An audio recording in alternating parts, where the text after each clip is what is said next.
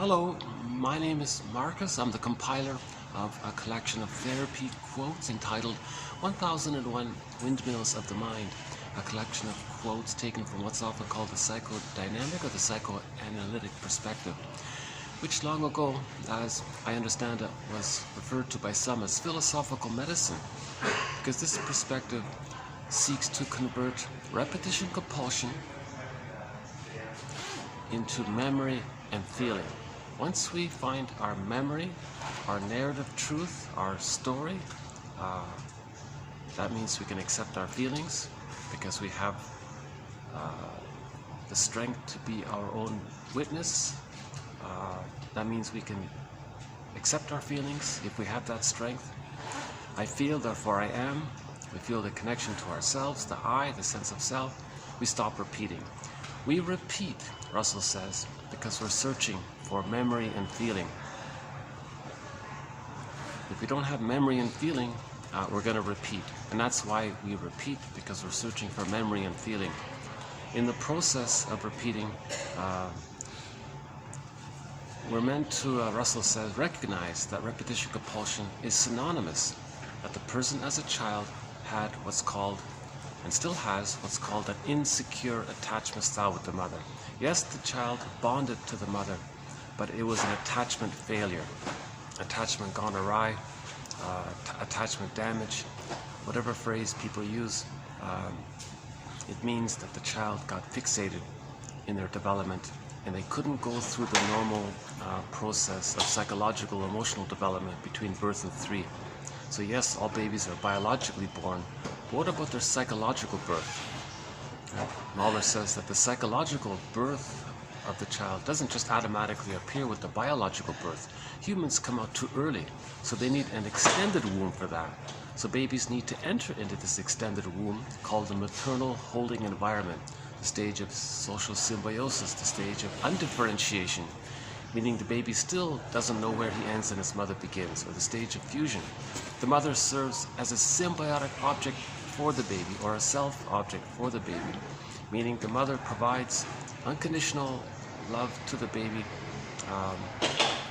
She's attuned, she understands the baby's signals, she responds with no strings attached, just like there were no strings attached in meeting the baby's needs while he was in the uterus. In the extended metaphorical uterus called the maternal holding environment, that's the attitude the mother needs to have. Right? So that's the first part of the psychological birth. They need the psychological egg. Now some babies don't enter into this egg really, or if they're prematurely ejected out of it, that can lead to a variety of difficult, so-called difficult personality patterns. Because if they didn't enter, if they didn't get their needs met, they couldn't go to the next phase. So they're frozen. And part of the idea of the child being emotionally frozen, again, the image of the woolly mammoth and the block of ice. So apparently in Siberia somewhere, there's a woolly mammoth still preserved, frozen in a block of ice. And he's been like that for 30,000 years, they said. I don't know all of the details, but that's sort of the image one author uses to convey, to impress or convey this idea that with trauma we're frozen, and so it's uncomfortable for the poor woolly mammoth to be in that state, right? Now, if one day he is liberated from the block of ice, I'm sure he's going to be very confused, but very happy at the same time, even though a little disoriented or something. Similar to Kirikou and the Sorceress, that animated film, like basically a kid's family film, but it's based on the hero's journey, right? When little Kirikou pulled a thorn out of the woman's, when the woman was liberated, and she said, "How strange to have emotional freedom. It's unusual, it's strange." She likes it, but it was strange, because she was living in a frozen state, and you could see her personality represented that. Right? So the child is so-called fixated at the rejection level, meaning frozen, or something gets crystallized in his psychic structure. Right? And that takes place when the baby loses the safety with the mother. The child doesn't feel safe, so he's scared. His golden ball, his potential, his true self, the developmental path, the capacities of the real self, and there's a whole list of capacities of the real self.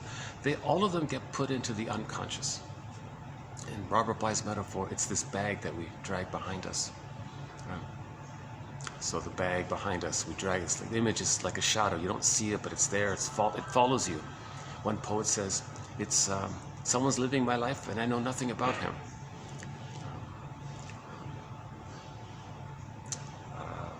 It's the one who walks with me, who's not like me, who is me. That's called a double motif in literature. So many authors will do that. They'll imagine a character that represents their lost traits and see if they can have a dialogue with them.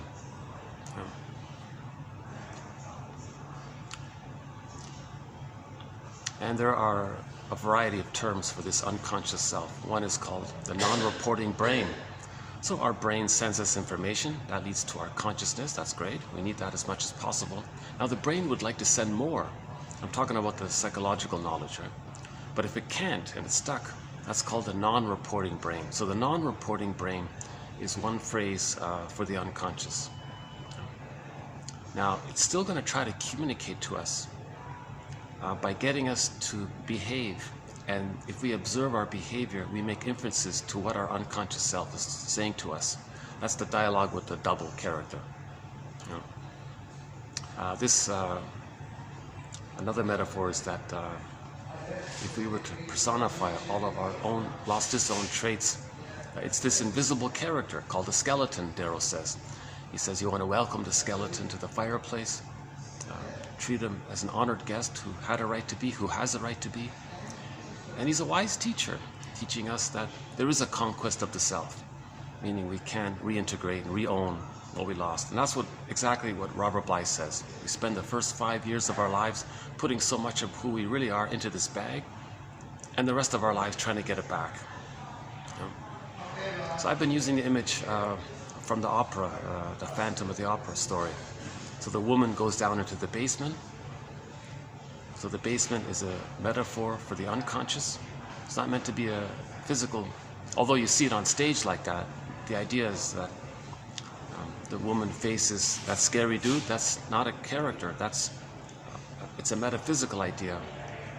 That scary dude represents a personification of her own disowned traits of shame, pain, rage, etc. Now, when she dialogued with the phantom guy, she came back to consciousness up on the stage, was more integrated, and became a better singer. So that's the idea. When we face material in the unconscious, like the singer facing the phantom guy with the mask guy. Claire Week says you want to face, accept, allow, and let it flow back into you. You accept your feelings, kind of thing. Sounds simple, but there's more to it than that, of course. But the reason I'm talking in a low voice is because I'm in a public place here, so I can show you part of it. But I've got people pretty much all to my left there.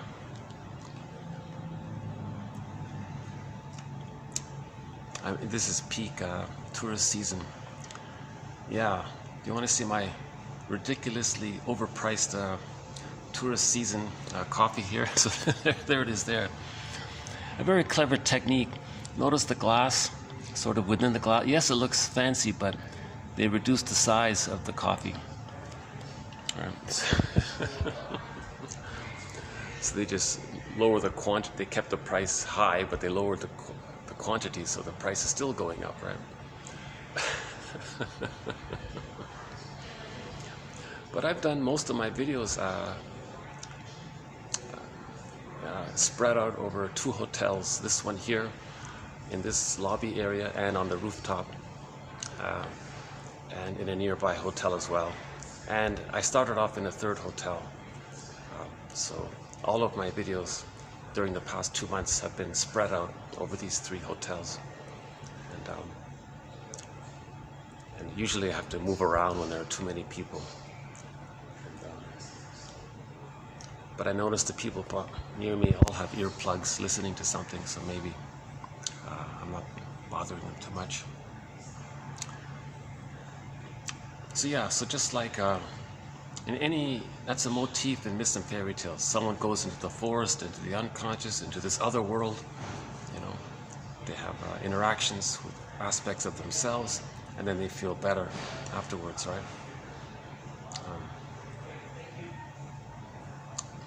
So the psychoanalytic perspective, I think that's one summary of it. There's much more to it, of course. So it all started with the phrase, make the unconscious conscious. If there's too much in the unconscious, there's too much going on in the bag, it's like a compulsion. It's gonna be like a puppet master, Burglar says. It's gonna get us to distort the present, to fit the perception of the past, because in the past it's timeless. If the baby's traumatized in the past, they don't want to live with that constant frozen pain. It's frozen, but they're still pained. So they want to relive, redo, reenact again and again to see if they can get a better outcome, change the past. You know, it can't be done because there is such a thing as time. We do go through life with time, but the unconscious doesn't. It's timeless. It's just always now. It's just always in this constant present pain. So it's always getting us to replay and repeat. So I've been using Burglar's metaphor all along about this. He says every neurotic, meaning anybody with an insecure attachment style. So we're not talking about people, those children who are lucky enough to have had a secure attachment style, where they entered into the egg and they differentiated, they were seen and accepted. They went through the rapprochement subphase of the separation individuation process. Finally, at around the ages of between 30 and 36 months, they basically have differentiated. That's more or less the psychological birth. And with that, because of the differentiation, they have the I and the feelings. Then they know their interests. They can feel joy. They have love and gratitude. They can mourn losses. Remember, if a person doesn't mourn losses, that's going to add to more pain. So differentiation is needed to mourn losses. Right? If the child doesn't differentiate, he can't mourn losses. Right? We need our feelings to mourn losses, and we need the psychological foundation to stand on to be able to accept the loss. Because if the baby is still blurred with the mother in his unconscious template, self and undifferentiation, self and other are still one there. And later on, if there is a loss, they look at the template and say, wait a minute, from the template's point of view, the emotional point of view, other equals self. So he won't admit a loss at midlife because the emotionality is that's him, and he can't admit the loss of himself. So that's complicated grief, aggravated grief, prolonged grief, the derailment of the grief process. He can't go through the grief process. Right? Now, in reality, things are going to remind the person of losses. So he's re-triggered. That can lead to emotional fatigue, burnout, soul loss, nervous breakdown, etc. Now, a loss of midlife can trigger the delayed onset of the original strain trauma or interpersonal trauma or developmental trauma that took place with the mother. So developmental trauma is a trauma, but the PTSD symptoms are not really visible because it can be masked over by the personality. But in midlife with a loss, it can trigger the onset. So now the person can have PTSD, in other words. So now they're going to end up as a curmudgeon late in life, not an elder, not generative and contributing and sharing their love and wisdom for others. You're always on eggshells around them. They're greedy, they're stingy, and they're getting older, and they're more irritated because they're getting older. Their defense mechanisms are wearing down. So they're going to be more irritable and impulsive and so on. So that's the curmudgeon, right? He couldn't mourn losses because he never differentiated. So that's what the psychoanalytic perspective is. Another way of saying it is to help a person to differentiate out of the mother. The child can't differentiate if he doesn't get the love with the mother. The baby needs the love to feel safe enough to know himself and hence differentiate. If the baby's not getting the love with the mother, he clings to her becomes just like her, even identifies with her, still stays one with her, because he's waiting and waiting for her love so he can know himself and leave her. So he's in a catch-22. He needs her love to leave her, so he's going to wait for it, but he's not getting it, so he's stuck in a catch-22. So the psychoanalytic perspective is about mourning the loss of not getting the love. Now the mourning, that's going to bring back some feelings, and hence differentiation, and hence identity. But that's a complicated process, because grief is healed when it's witnessed by a caring other. So healing, we need the yin and the yang of healing. So a person has to have a caring, trusting friend to talk to about it, someone who understands it and who has been through it himself. Now the person needs, that's the yin. So the yin is the presence, the caring witness. Now the yang is the active talking, free associating, making links, identifying our defense mechanisms, and noticing what comes up, and free associating further. And now that's the yang, and you have the support of the caring witness. That's the yin. So you need both the yin and the yang of healing to go through the mourning process, right? So 1001 Windmills of the Mind is really all about the yang, unfortunately, because but that's the starting point. You have the yang, you have the knowledge. Then when you feel safe with somebody, you know what to expect. You know what's going to happen. You know that if you talk about it, that you're mourning the loss of not getting a secure attachment style. Now you know why you're feeling anxious, and you're willing to face that. Face, what does she say, Claire Weeks? Face, accept, allow, flow. Then you can sort of feel that way, right? I feel, therefore I am. Individuality is found in feeling. William James, that's one of our quotes for today. Individuality is found in feeling. So to find our individuality, we have to feel. I feel, therefore I am.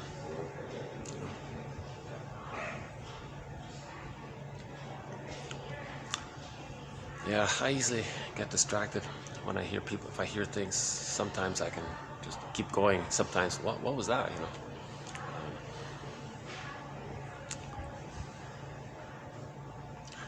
I think, why don't we just begin with today's quotes. I think we have some pretty good quotes for today's video. We'll be doing therapy quotes, so TQ 2333 to 2338. Some good quotes here. This first one here, 2333, I think it's something you're going to hear and think, yeah, of course, that's obvious. But we take it for granted. So let's make it explicit. Let's make it more fully conscious and accept it into our conscious more, rather than just sort of have a hunch about it. And it's helpful to bring our hunches make our hunches conscious, more conscious, right? So let's start with a very good quote here, 2333, by somebody named Silberschatz. Don't know much about him, but here it is here. Okay, quote. From birth onward, humans are geared toward adaptation to the environment. For the first few years of life, the family unit comprises the child's environment, and consequently, the child's most powerful motivation is to preserve his or her attachments to family members. The child forms theories or beliefs about self and others as part of his adaptive process. Traumatic experiences lead to the formation of dysfunctional or pathogenic beliefs which are typically not conscious. Pathogenic beliefs develop as a result of a parent's consistently adverse reactions to the child's normal developmental strivings. Okay. He calls it a strain trauma. A stress trauma instead of strain trauma. To the child, or the child experiencing a severely traumatic event called a shock trauma. And the preface to this quote was that all throughout history, humans are adapting to their environment, right? So if somebody, culture shock, right? You move to a new place, you're going to try to learn the ropes, so to speak, and adapt to the new environment. So that's sort of a given, right?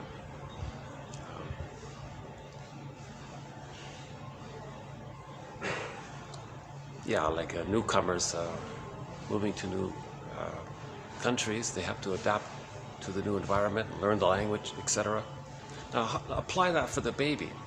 The first environment for the baby is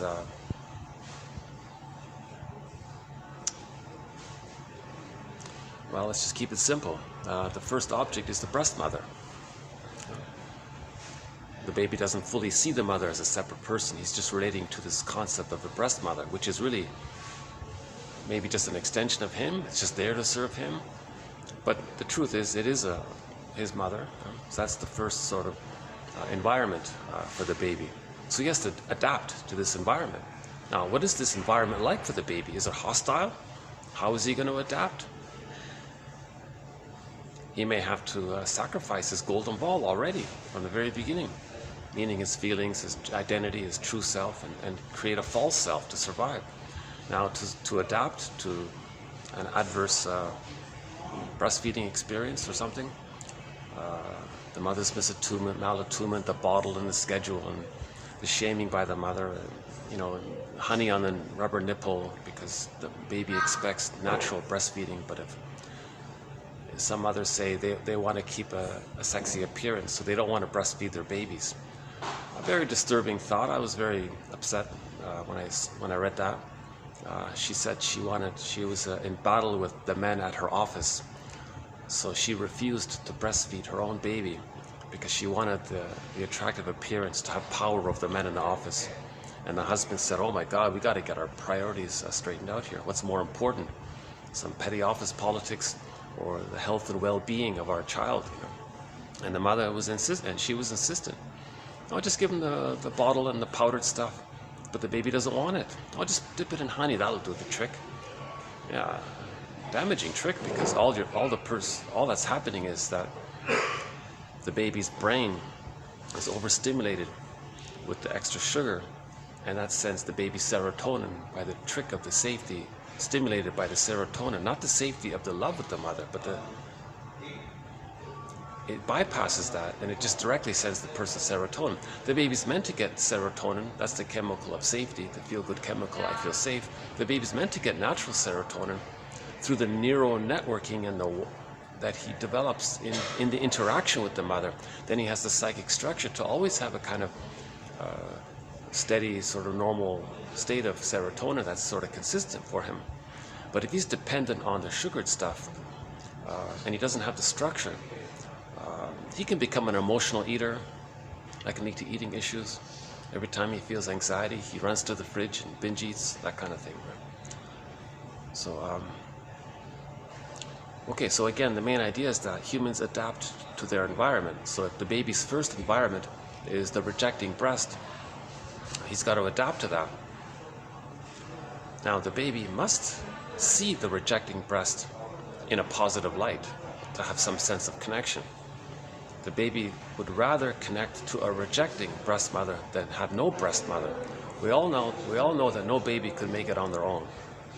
So the baby has to do some gymnastics of the mind, sacrifices. So the main one is splitting, repression, denial, identification with the aggressor, and a few others. So the baby will deny the truth that the mother's rejecting.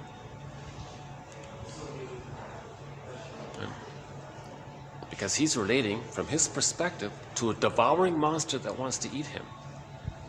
So we have a theory around why the baby creates an image of his mother as a devouring monster that wants to eat him, like the Cyclops in the Odyssey, or the Laestagonians, also in the Odyssey, and Hansel and Gretel, the witch wants to eat the children, these kinds of things. And there's a book called So the Witch Won't Eat Me. Again, the baby has primary process thinking. It's pictorial thinking. No language yet, no words yet, no symbols yet, just these images. It's like myths and fairy tales describe it. So the baby, okay, a thing called projection. The baby's enraged by having been shamed, right? Now, if the baby's enraged, that's too much excitation. He can't feel his own feelings of rage by being shamed.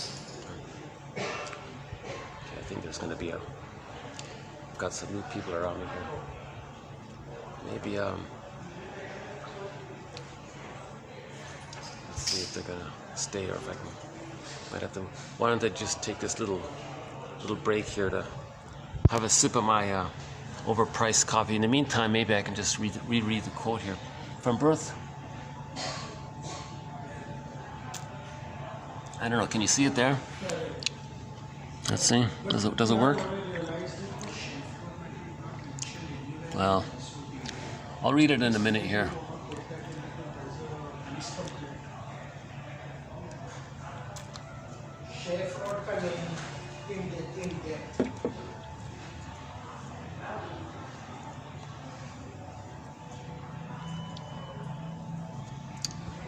Let's see if I can continue here.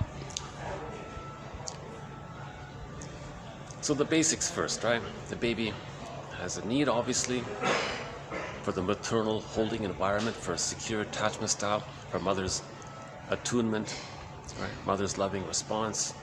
It's kind of obvious, I think. Baby's cold. The mother is meant to understand the signal and let him feel warm again. Yeah? The baby's hungry, the mother feeds according to the baby's needs and wishes, not according to some schedule or some silly. That's an awful thing to do to a baby. He's still in the womb.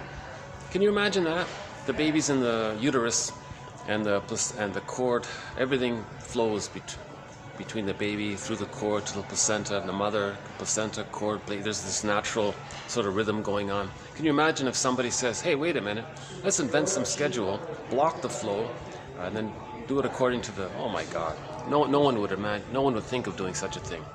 But we do it in the extended womb. We do that already.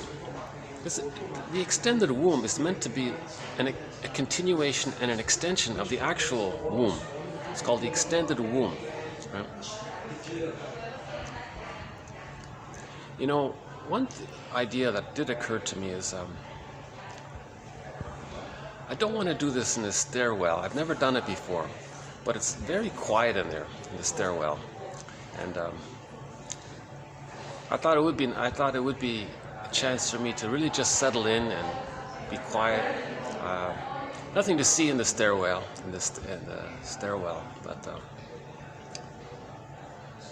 but I'll consider it. Yeah. Plus, I don't want to get anybody. I never try to get anybody. I make every effort to not get anybody in the camera. Once in a while, someone passes by, and it happens by accident. But generally speaking, I try my best not to get anybody in. And I don't want to get other people's conversations in the audio as well. So I'm trying to avoid that. But believe it or not, this is the quietest spot I can find in this busy city here.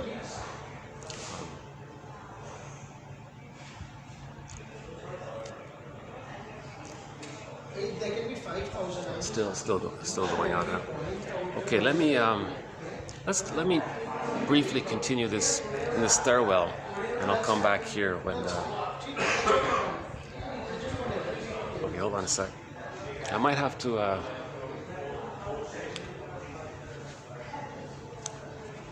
Okay, let's see here. I might have to. Okay, let's do it this way. I'll just hold the camera up, just to. Or maybe I can. Okay, let's try. Okay, maybe now I can do it. The lobby's filled with people. Okay. Yeah, so the basics, if the baby doesn't get his needs met, he feels immense persecutory anxiety. He feels very shamed by it. Now the shame, the emotion of shame, it's this burning, biting feeling, right? So the image of that in myths and fairy tales is the inferno, is the hell scene. Right? Now the guy with the horns, that could be the breast, and the child's anger is put onto the breast, and that's why it's a scary creature there, a devouring monster that wants to eat him, kind of thing. Right? Now this image of the rejecting breast can take infinite. It's endless. Right? Every person can draw their own devouring monster image. Right? It'll be the same idea, variations on the same theme, but the variety is endless. Tens of thousands of fairy tales and myths will often have that character to describe the rejecting breast mother. You know? So the baby feels. Now the baby's in hell, so to speak, right? He's feeling embarrassed. So again, the hell, the inferno, that's a symbol, a metaphor to describe the emotion of shame. The emotion of shame is this burning, biting feeling, so we have that image. Again, another key thread in 1001 Windmills of the Mind is on the psychology and interpretations of myths and fairy tales. Myths and fairy tales are metaphors for internal dynamics. They're true on the inside, not on the outside. They're soul stories. They're like dreams. We interpret them like we interpret dreams. Every character is aspects of one mind, one psyche. There's nothing actual in the external world in a myth or a fairy tale. They're all metaphors or symbols for inner world psychological dynamics, emotions, wishes, needs, what happened, defense mechanisms. They're metaphors to describe what's going inward. They're pictures for the inner world. Right? So myths and fairy tales are pictures for the inner world, to describe the inner world. We live in two worlds. So we want to get to know this invisible inner psychic world, this bag world. We want to get to know it. So myths and fairy tales help us to know this other world. Right? Okay, so if the baby's another image for the baby feeling shame is the earth opens up and the child's innocence gets yanked down into the underworld. That's the bag there. Again, it's not an actual thing. So in Persephone, Kor, and Demeter, so the maiden there, the young lady Kor, is on the field there. The earth opens up, the hell guy yanks down into the underworld. Okay, that's meant to describe that when the mother doesn't meet the baby's needs, the baby's feelings gets sucked into the unconscious and is pulled down by the rejecting breast, whatever scary character we create. Now the feelings are in the underworld. So we want to visit the underworld. Okay. So Demeter, the character visited the underworld. When they got back, our innocence, Kor was renamed Persephone. Now, Kor and Persephone belong to Demeter's psyche. And then every year, there's this back and forth dialogue. Now there's this dialogue between the inner world and the outer world. So Persephone goes spends half of the time in the underworld, half of the time on the land. And this is a common motif in myths and fairy tales. In the Mi'kmaq indigenous story called Summer Legend, if you go to NFB, National Film Board, nfb.ca, look up Summer Legend, you can see Glooskap. He goes to this other world, brings back his feelings, and then every year there's this half the time in the winter, half the time. So the seasons were created. So they borrow the seasons idea, half the time in this world, half the time in the other world, as a metaphor for this dialogue within. Okay, again, the Phantom of the Opera, this dialogue. Okay, the opera singer and the scary dude representing her pain and shame. There's this dialogue back and forth. Okay? And in that movie, Two Worlds, a comedy film, the French one. It's a French comedy film called Two Worlds. He went into this other world, and he came back and he felt better. Same idea. You know? And again with the skeleton. Right? We want to have the dialogue with the skeleton. Now, in the story, the student of Prague, he met his double. he didn't get it that the double character was him. And when he hurt the other, he hurt himself. And on the tombstone it said, "Here lies a guy who faced himself and lost," or something like that. It was a teaching tale. Right? So it's a very ingenious idea that writers long ago would create this double motif to get in touch with themselves. And the lesson was, it was a teaching tale. We need to accept our vulnerability. Our vulnerability is in there. Our inner child of the past is in pain in there. It's frozen in there. Our potential is in there. Our ability to mourn losses is in there. Our ability to differentiate is in there.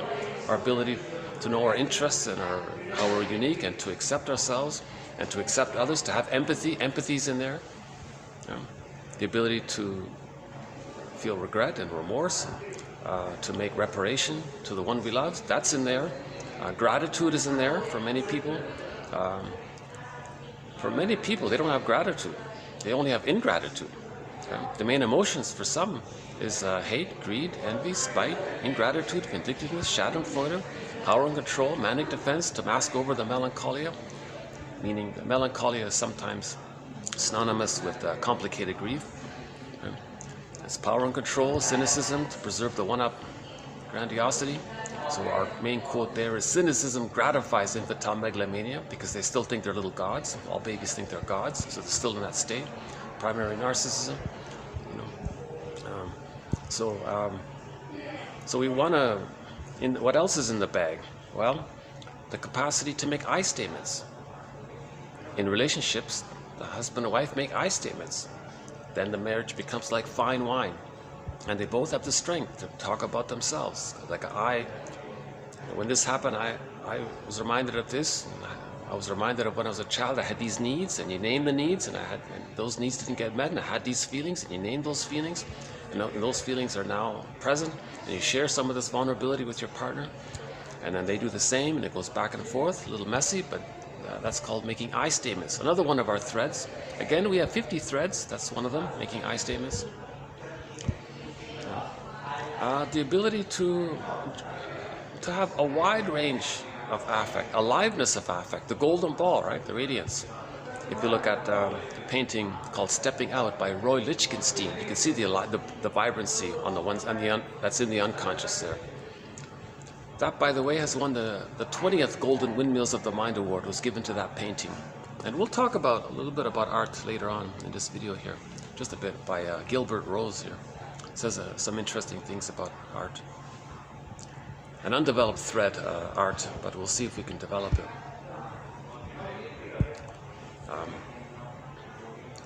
So yeah, aliveness of affect. So if the person wants to feel, if he knows his interests and he feels joy about it, the real self, part of the self, will allow him to feel the joy for it. Some people can't feel joy. Even though something good happens, they can't feel pleasure, because that's in the bag. Now, related to having our feelings is differentiation. So differentiation and our feelings are in the bag. Another capacity of the real self is that in relationships there isn't too much projection taking place. The person still isn't trying to master some trauma from childhood of not getting the love they needed. Right? So they feel they have the I, and the partner has the I. It's a thou mutual relating, and they both see each other in that way. So they're both calm and they can do it. Right? They're not projecting the devouring witch monster onto the partner, or they're not projecting the devalued shame self onto the partner, and the other part is doing the same thing, and they're trying to redo their childhood through the partner. So the marriages become like sour milk, like that. They rust out, those kinds of marriages, right? They become, or at best, they just become devitalized. Yesterday's video. What else goes in the bag? Well, the feeling that it's okay to be happy and successful, and there's no guilt involved, because there isn't any kind of false belief that happiness is going to make the mother unhappy. They don't have that belief. The child develops that belief when he's shamed by the mother. If the baby's not shamed by the mother, he's not going to get that belief. But when the baby is shamed by the mother, he's going to get the belief that his happiness is going to make the mother, is unwelcome by the mother. Okay? So now in our next quote, we're going to update our thread on what's called schemas. The child develops a schema, a template, a stencil, like a blueprint, like a schematic for a drawing. Architects have these schematics. It helps them to make the building based on a schematic. So based on the idea for us psychologically, we have a schematic or a schema, short for schematic, schema for ourselves. So we look at the schema and it says, oh, don't know yourself, and that'll protect the mother, save the mother, and have the attachment to the mother, because that's the original baby's attempt to adapt to a rejecting environment. The baby had to adapt to a rejecting environment, so he created a schema, a script, a traumatic script. Another phrase for it is the traumatic script. And he's always living his life based on this traumatic script, because like the woolly mammoth, it's frozen there, and he's stuck there. That's why it's constant pain. That's why we want to free the woolly mammoth, right? Like the thorn in the movie Kirikou and the Sorcerers. We want to free the woman. Right? She was freed when Kirikou lifted the thorn. She was freed. So that's what we're trying to do. We're trying to lift the thorn. So in 1001 Windmills of the Mind, or in general, in the psychoanalytic perspective, we're trying to lift the thorn, or the anchor on the arrested development, or thaw the ice cube for the woolly mammoth, so that we can resume development. Okay. Now this is done through the mourning. This is called the mourning process. It can take 20 years at midlife on average. Right. So the general ballpark average is between 40 to 60, they say, or 35. For Robert Bly, he said it was from 35 to 50. He was lucky, right? He had a lot of support to do it. His wife was a shrink or something, and he had the luxury to finance his healing because he was a multi-talented translator of poems. So he translated poets that no one ever heard of into English, all around the world, in almost every language. Amazing linguist, Robert Bly. So he found a way to finance his healing. Now, ideally, if someone has the funds, they fly to New York, they find a psychoanalytically trained shrink, therapist, and they can do it in 2 to 3 years, they said. But how many people can do that? You know, I can. I'd love to do it if I could. So we're trying to do what we can. So I think we can build a yang, right? So we're building the knowledge, that's the yang. But we need the caring witness, that's the yin. And it's very hard to find the caring witness. Usually you express a feeling to a friend and they're out the door. Feelings? Oh my God, because that brings up their feelings and they can't handle it, so they flee. They change the topic. Oh, drink a beer. They pat you on the back. They're there now. You're like, don't feel, because they haven't done it themselves, right? So, again, from birth onwards, humans are geared toward adaptation to the environment. So keep that in mind for the baby, right? From birth, okay? For the first few years of life, the family unit comprises the child's environment, and consequently the child's most powerful motivation is to preserve his or her attachments to family members. So let's just be more specific. The first environment is the breast for the baby. Now we could go back into the womb, and the first environment is the uterus life. Now, interestingly enough, there is prenatal distress syndrome. The metaphor for that is Mr. Dis in Dante's Divine Comedy. The Loch Ness monster with the long 3 necks, monster eating the people. Now in the Odyssey, we saw that in the sea. Right? The monster with the long necks eating the people. So that was a metaphor. One theory is that's a metaphor for prenatal distress syndrome. The body's the placenta, the umbilical cord, there's 3 veins in it. So the child is just relating to the cord, really. He's very intimately in constant interaction with the cord, and he senses that there's 3 lines in the cord. And if he's distressed in a rejecting womb, meaning the mother's arguing all the time while she's pregnant. The mother watches scary movies while she's pregnant. She goes to a heavy metal concert while she's pregnant. And the baby's stressed out by all this. So the baby interprets the cord as being dangerous. That's hence the scene in Divine's comedy. But anyways, so one author says that the first object for the child, the object, a jargon, means anything that's emotionally important to you and you're connected to, you're attached to, you have your emotional investment in. Cathexis, they say. So the life force cathexis, meaning the child is emotionally connected or quote unquote invested in whatever it is. Usually it's a person, could be a thing. So the child's first object is the cord. Now, if the cord is just rejecting and frightening, already the child is an image of the first object as being Mr. Dis, a devouring monster that wants to eat the child. But let's say everything's okay in the womb, and then afterwards, if there's birth trauma, then the other was shock trauma with the birth trauma, then the other is very dangerous, right?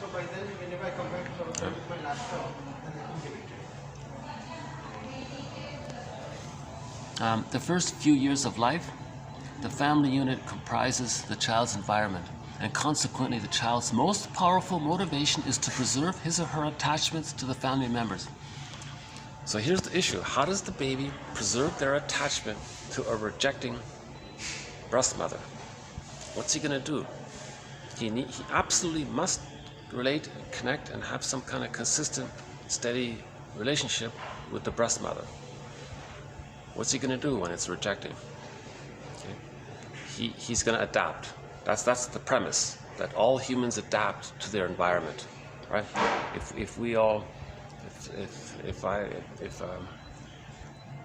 Just think about moving to a new home. You kind of adapt to the environment. You got to, what food is available? You got to get used to the new food that's available, right? If your favorite foods aren't around, you got to adapt and get used to not having them around. Those kinds of things. Right?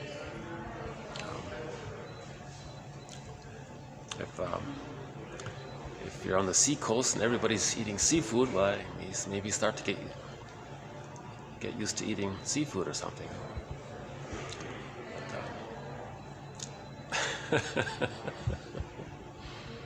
In my case, I got to adapt to this ridiculously. The coffee's okay, but okay, yeah, I'm adapting to the different foods as well. Okay, hold on a sec. Okay, so how does the baby preserve his or her attachment to the breast mother?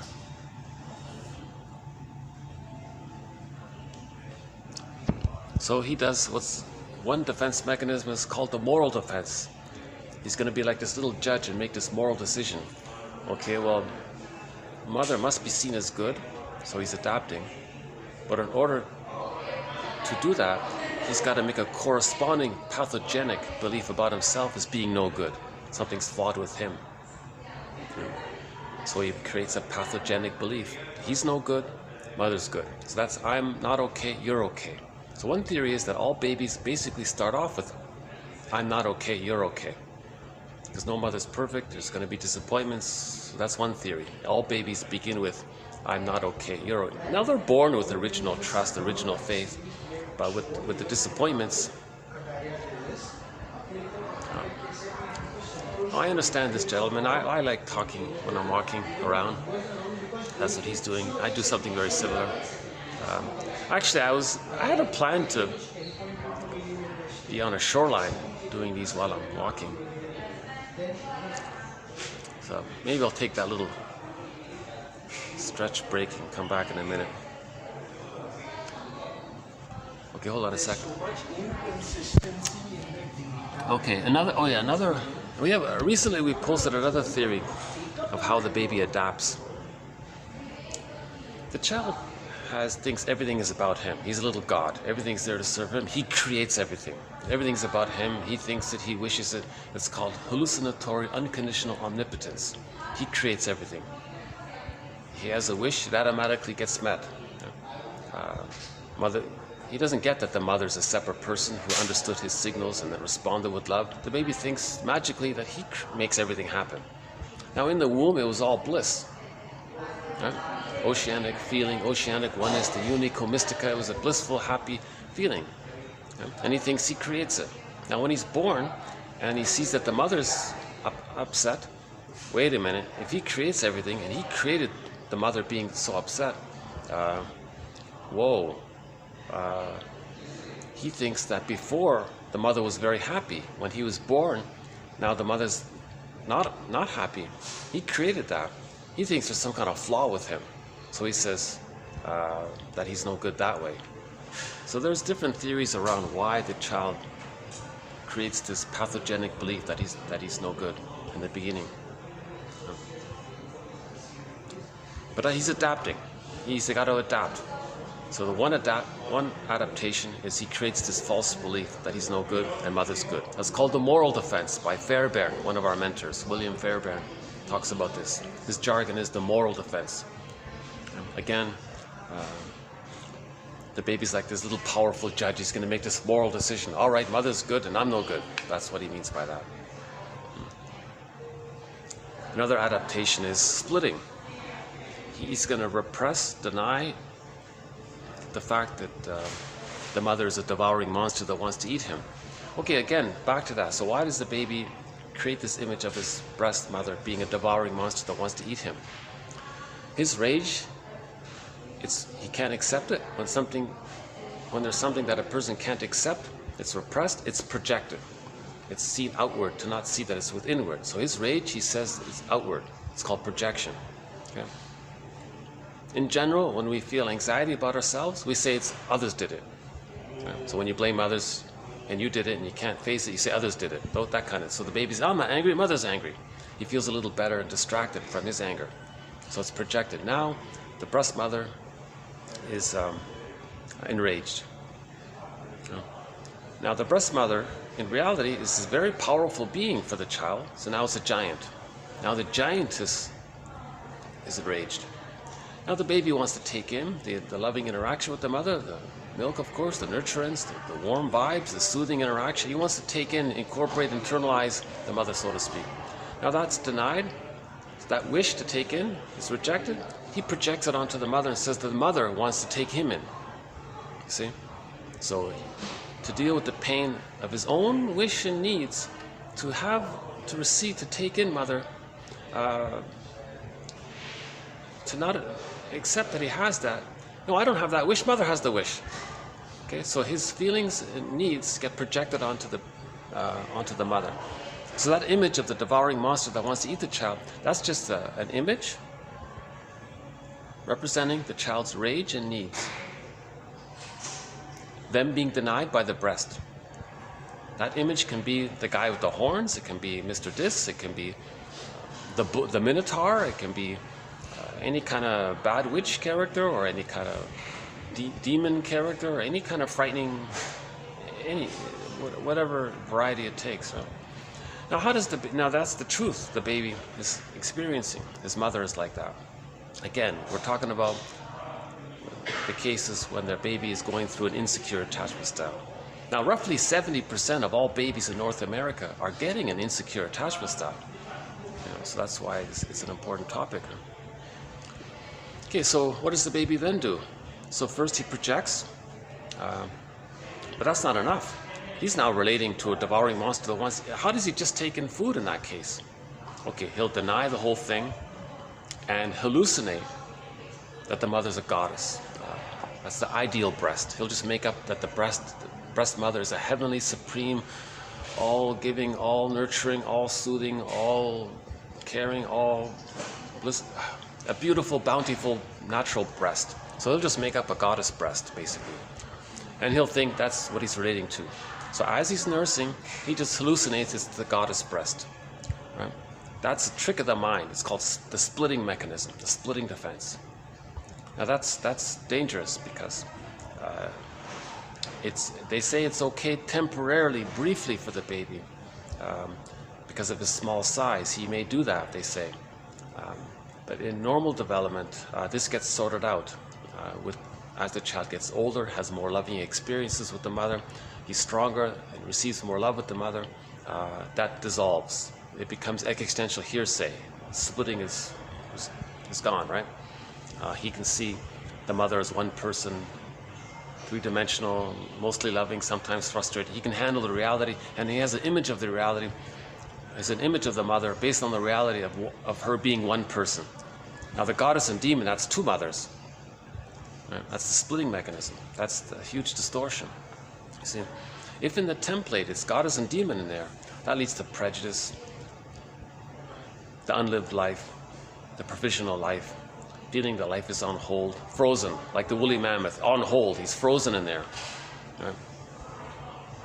The woman with the thorn, she's kind of stuck there, you know.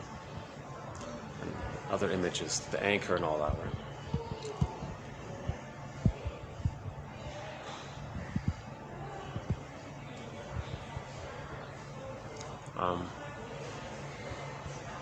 Okay, so that's another adaptation.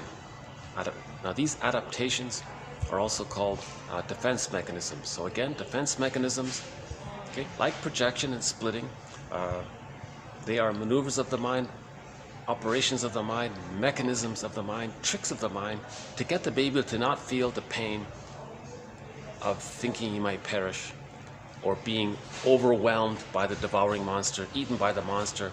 He's immensely scared if he thinks he's going to be eaten by the monster. You know, so how does he not feel that kind of thing? You know? So these are another defense mechanism is his true self, the shame. Now, his shamed self, he sees onto others. Later on, he identifies with the aggressor. So he identifies with another defense mechanism. He's just going to identify with the aggressor. He gives himself up.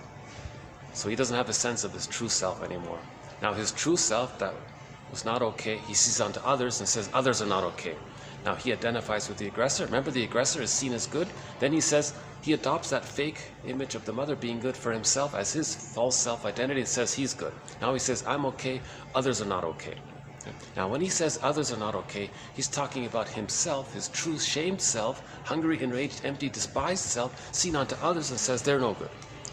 Okay? He's replaying the interaction with the mother. It's called a negative magic gesture. He's going to say others are no good to communicate that he felt no good by the mother. Okay? So he's going to shame others through his negative dark humor, okay? Belittle others and say negative things about others to communicate that when he was a baby, his mother did negative things towards him. It's called a negative magic gesture. Another defense mechanism, negative magic gesture. It's related to identification with the aggressor. A shorthand for it is hurt people because to communicate that they're hurt. Okay? Hurt people to communicate that they're hurt. That's maybe an overly self-help way of saying it, I guess. Okay, so again, we're talking about this. We want to emphasize, I like this point, we want to emphasize this point. Humans adapt to their environment. Let's take it from the very beginning. What's the baby's first environment? If it's a rejecting mother, how does he adapt to that? Now, as he adapts to that, and he then lays down what's called templates. And he's going to use that for future. He's going to refer to that for his life. Because it worked, right? And he never got anything better. So he's just constantly stuck there using those emergency maneuvers of the mind, like identification with the aggressor, negative magic gestures, splitting mechanism, and others are there as well. These are called the most immature, archaic, sometimes primitive, they say, quote unquote, archaic, desperate, infantile baby maneuvers of the mind. That's why it's archaic, primary process thinking, fairy tale world, right? Pictorial thinking. That's why they call it this very archaic way. Now, if that's a template there and it's stuck there, now if the child gets enough love between birth and three, that's okay. It can be resolved. He can update and get healthier neural networks. He can update the scripts. So just a quick quote that we have from Carl Menninger about this. One day a client went to visit Carl Menninger, and she complained about her life and all that. And his reply was to the woman, quote, "We may say that the problems you're having, that it's because this is what your script is doing to you. But let us see together what we can do with that script." Okay, so we want to update the script, right? You got to identify this script, lift the thorn, use the threads of the script to weave a new, healthier script. So we want to unpick the threads of a traumatic script and use those threads to weave a new, healthier script.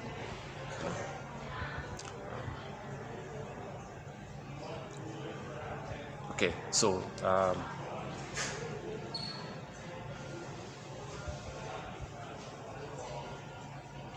let's do this one last time here. Okay, from birth onward, humans are geared toward adaptation to the environment.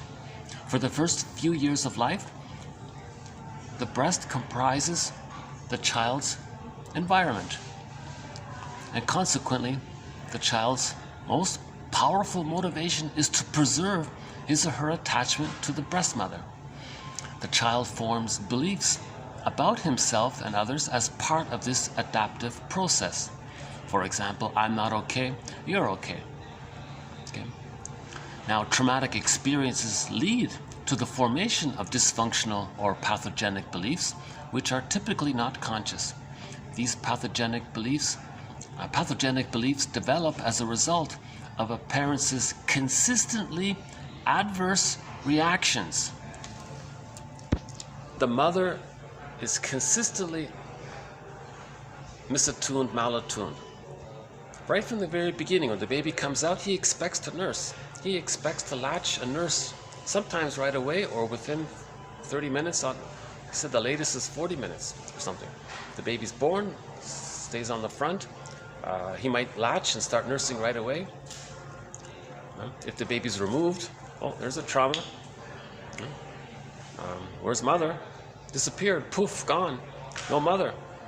Then later, some stranger comes. Who's the stranger? Then the baby's returned to the mother. The hormones dissipated, the bond is broken, the trust is broken. Mother's now a stranger.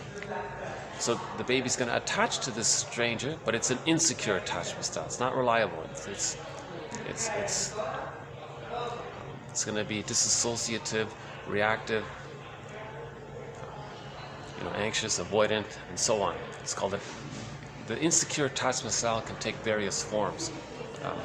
If you read the 9 types of the Enneagram, read the unhealthy versions of the 9 types.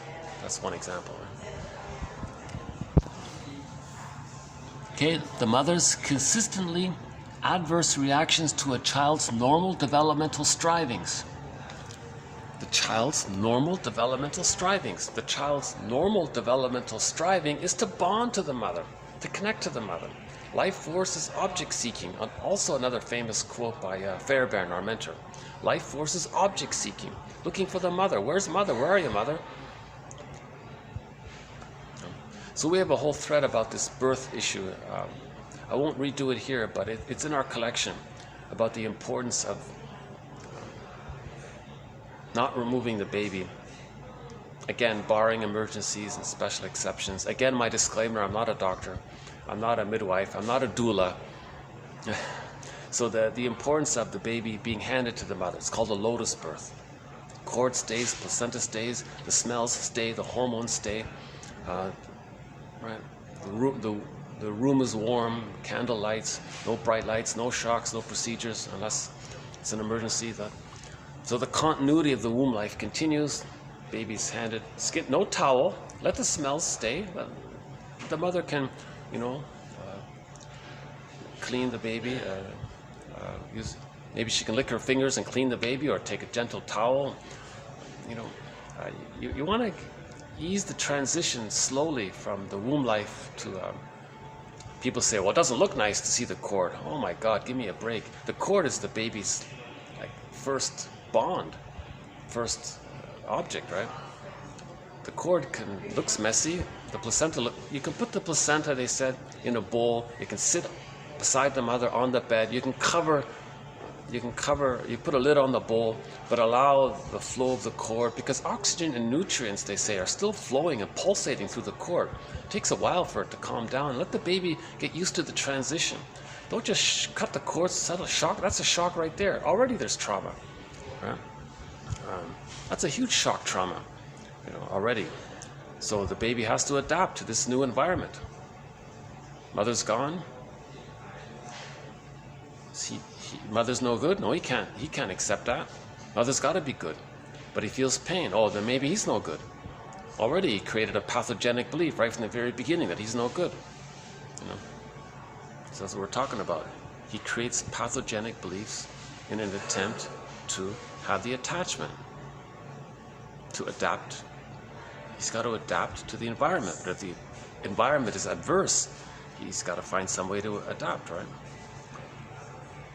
So that's a shock. So birth trauma can be a shock trauma. Let's say there isn't birth trauma, but the mother doesn't get it, doesn't read the baby's signals. Now, often they go together, because if there is birth trauma, the mother's not gonna be able to read the baby's signals. She'll be misattuned.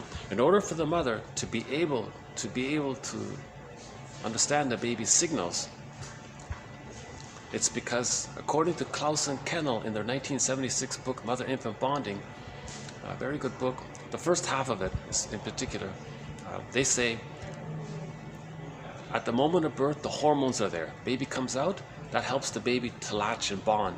At the same time, they said, this helps the mother herself. It kicks in for her, it clicks up for her, they said, the maternaliness instinct, the maternal life force availability within the mother becomes available to help her to be a mother. Now she's a real mother. She knows how to breastfeed and with the attunement. So that hormones helped her, not just the baby, it helps both of them. It's a unit, it's a dual unit, mother-infant dual unit. So the hormones help that. So you don't want to remove the hormones. Now when the baby's removed from the mother to put them on a scale or something, an important thing, then the hormones are dissipating. The baby's returned. Where's mother? Now mother is already in mourning because she had all this oxytocin now. That's the bonding, the love hormone. Now if the love hormone is going away, now she's sad. Mother comes in, the baby comes in, the mother goes, well, what's this? Get it out of here. She's already kind of rejecting it, even though maybe consciously she half accepts it, but the baby feels, I'm being rejected here. Who's the stranger? Where's my mother? You see? So again, the conclusion is, when the baby's handed to the mother, that allows the mother to be able to read the signals. Then there won't be a strain trauma, or a relational trauma, or developmental trauma, like a process trauma over time. These micro constant misattunements,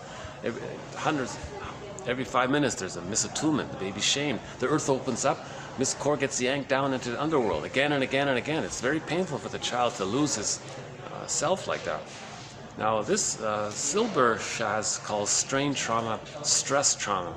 I don't think it's a very helpful term. I'm going to stick with strain trauma because it's a strain over time. It's a chronic strain. That's a developmental trauma. And the shock traumas can be the birth one. It can be the prenatal. It can happen in the uterus. Very sad state in that case. It can happen shortly. It can happen with the procedures with the baby. The medical procedures can do it. Getting maybe a little later on, there could be a shock in the environment, forced relocation in the environment.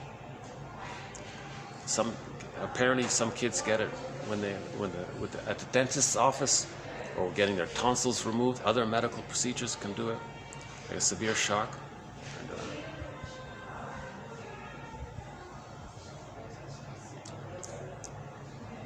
Environments, the mother and the baby can be victims of the plunder system.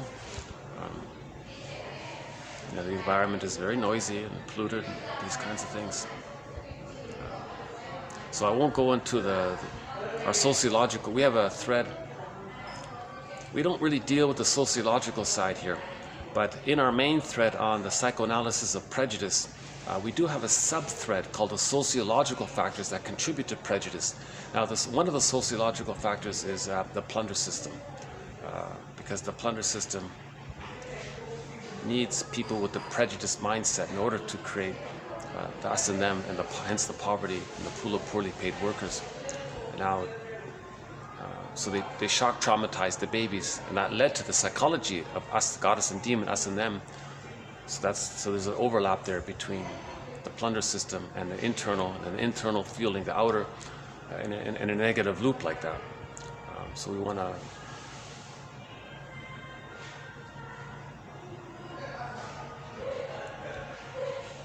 see the two basically. Okay, so we talked about that when there's a pathogenic belief like that, another way of describing is pathogenic or dysfunctional belief is a template. Next one here. So building on A.T. Beck's work, Young in 1998 described, quote, early maladaptive schemas as stable cognitive affective structures, okay, that's a traumatic script, that develop during childhood and that typically become, quote, templates for the processing of later experience. Okay, there's a key line there. A schema is a template or a traumatic script or a pathogenic belief. Becomes a template for the processing of later experience. That's a very good description of it in a nutshell.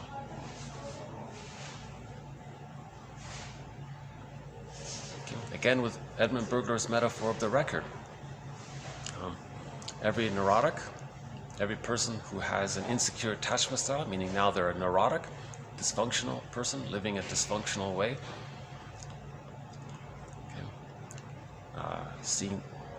projecting the past in the present becomes a new edition of the past. You're stuck like that. That's like a record. So his quote is, every neurotic is a music enthusiast, he says, but he only has one record. Every time he sees a record player, he spins off that one record. So the timeless unconscious follows him in time and replays the past and the present.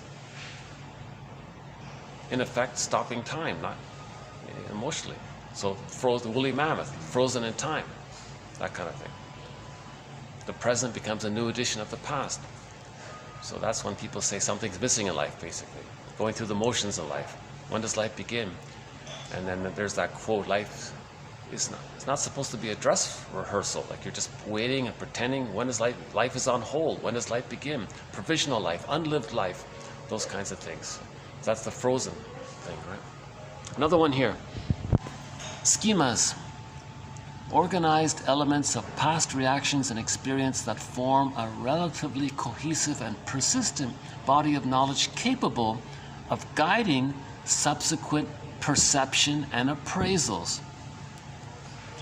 Okay, so these schemas guide us in how we see the present.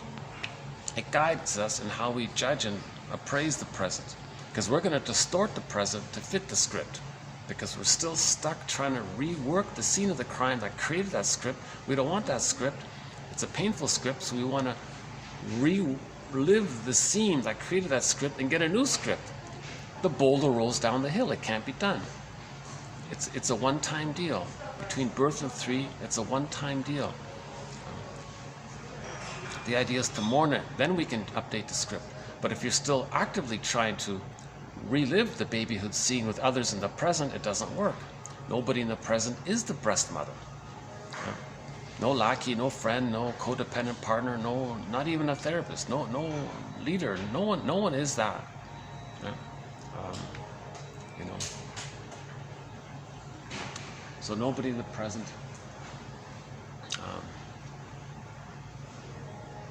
Just some traffic there. Okay, so that's so these two on schemas.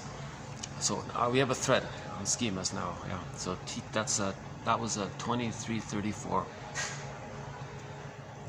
It's worth emphasizing. Building on A.T. Beck's work, Young, 1990, described early maladaptive schemas as stable cognitive affective structures that develop during childhood and that typically become templates for the processing of later experience. Schemas, organized elements of past reactions and experience that form a relatively cohesive and persistent body of knowledge capable of guiding subsequent perception, and appraisals.